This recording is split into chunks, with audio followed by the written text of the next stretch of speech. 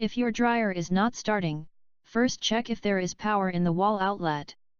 If you press the start button and it make a humming noise, then it's likely that something is stuck, and causing the motor not to turn. Here are the things that can cause the dryer to get stuck and not start. Something fell in the lint trap, like a pen, into the blower housing. The roller wheel, or idle wheel is stuck. The motor is stuck. You can check if the dryer is stuck by opening the door and turning the dryer drum by hand. If you cannot turn the drum by hand, that means it is stuck. In some dryer, if the belt is broken, it will cause the belt switch to disconnect, so power cannot travel to the motor.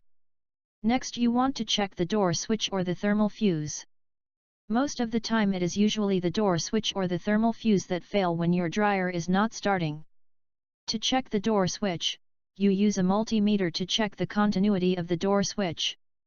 If you don't have a multimeter, you can connect the wires of the door switch together.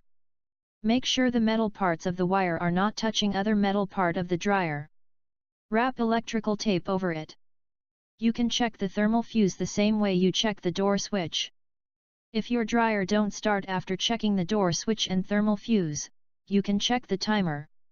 The timer send power to the motor through the thermal fuse line on most dryer. Look at a wiring diagram if you want to have a better understanding of how the dryer parts are connected to each other. You can check to see if the timer is sending power to the motor. First turn the timer knob to any start position. Turn on your multimeter to check for volt. Put one of the multimeter lead to the end of the metal part of the wire that is connected to the thermal fuse, and the other lead of the multimeter to the metal frame of the dryer, or a ground wire.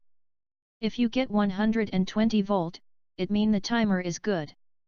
Lastly, you want to check the motor. The motor usually will slowly give out. It will run for a while then stop running. After the motor cool down, it will work again.